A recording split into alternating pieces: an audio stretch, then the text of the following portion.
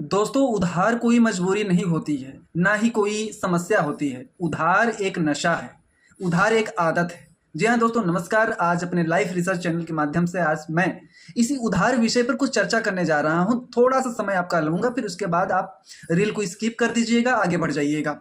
दोस्तों, गाँव में छोटी छोटी दुकानें होती हैं, छोटे ठेले वाले होते हैं, सब्जी वाले होते हैं, तमाम तरह के लोग होते हैं। लेकिन उसी गांव में ऐसे भी लोग होते हैं जहां पर वो 10 रुपए का सामान लेंगे तो देंगे 1 साल बाद, 20 रुपए का सामान लेंगे तो देंगे 1 महीने के बाद। इस तरह की आदतें जो होती हैं वो बहुत बुरी आदत है, क्योंकि हम हर समय यही बताते हैं हमारे पास समस्या थी इसलिए हमने 10 रुपए 1 साल तक नहीं दे पाया, हमारे पास ऐसी मजबूरी थी इसलिए हमने 20 रुपए 2 महीने तक नहीं दे पाया। अब आप ही बताएं कि जिस घर में, जिस जेब में 2 महीने तक 20 रुपए की व्यवस्था नहीं हो पाई, तो आप किस काम के व्यक्ति हैं? तो आपका रहना न रहना बेकार है। जब आप कहीं कोई कार्य कर रहे हैं, कोई ऑफिशियल काम कर रहे हैं, कहीं कोई भी जॉब कर रहे हैं या कुछ भी करते हैं, मजदूरी भी करते हैं, तो ऐसा कुछ भी नहीं है कि आपके पास 20 रुपए 20 दिन में या 2 महीने में नहीं जुट पाता है, बल्कि हमारी ये आदत है, हमारी ये कमी है कि हम किसी का पैसा इस तरह से फंसा देते हैं। मैं आज इस चैनल के माध्यम से अपनी व्यक्तिगत बात नहीं कर रहा हूं, मैं आज सबको लेकर चल रहा हूं। सबको लेकर इसलिए चल रहा हूं क्योंकि आज के समय में जो छोटी छोटी दुकानें होती हैं गांव में, जो 50,000 30,000 लगाकर एक छोटी दुकान खोलता है, उसके यहाँ उसी गाँव के व्यक्ति, चिर परिचित व्यक्ति क्या करते हैं कि कोई 100 रुपए का सामान लिया, कोई 50 रुपए का लिया, कोई 10 रुपए का लिया, कोई 500 का लिया, ऐसे करते करते हर कोई उधार रख देता है और उसके बाद सालों बीत जाते हैं और मिलने पर लोग यही कहते हैं क्या हम आपकी बेईमानी कर लेंगे, क्या लेकर कहीं भाग जाएंगे या आपका पैसा हड़प लेंगे। ये गलत बात है मित्रों।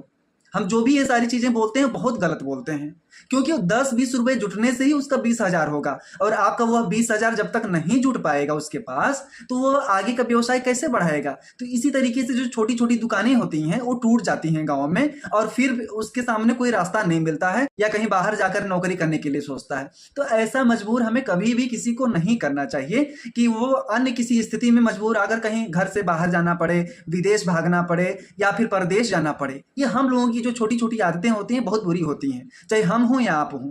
अगर हम कहीं भी 20 रुपए का सामान ले रहे हैं और उसे हम बता रहे हैं कि अभी समस्या है, मजबूरी है और 5 दिन में हम दे देंगे, तो हमें तो यह कोशिश करनी चाहिए कि 5 दिन के बदले हमें 4 दिन के अंदर ही उस पैसे को दे देना चाहिए। लेकिन हम ऐसा बिल्कुल नहीं करते हैं। 4 दिन के बजाय हम 4 महीने लगा देते हैं और फिर हम कहते हैं कि हमारे पास समस्या थी इसलिए हमारे पास 20 रुपए नहीं जुट पाया। ये कौन सी बात हुई?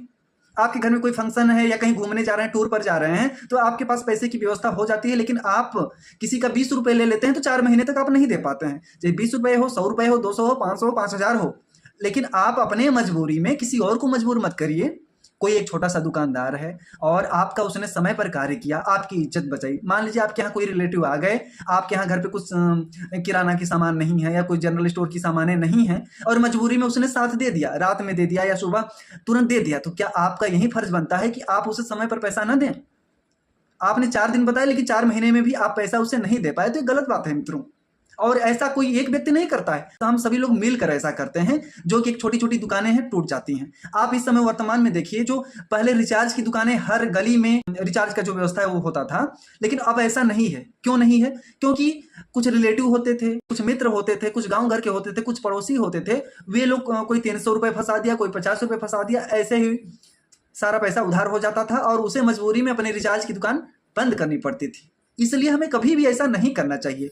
हम यहाँ पर लाइफ रिसर्च के माध्यम से हम भाषण नहीं दे रहे हैं, बल्कि वास्तविक बात बता रहे हैं कि हमारे एक आदत की वजह से एक गरीब की दुकान टूट जाती है, जिसके पास वो 4 पैसे मिलने की उम्मीद होती है, वो भी पैसा फंस जाता है। यह अन्याय है। अगर हम किसी का 1 साल या 4 महीने पैसा नहीं दे रहे हैं और 4 महीने बाद दे देते हैं और ईमानदार बनते, तो हम ईमानदार बिल्कुल नहीं हैं, हम बेईमान ही हैं। क्योंकि 4 दिन के बदले आप 4 महीने लगा रहे हैं, तो ये बेईमानी ही तो हुई।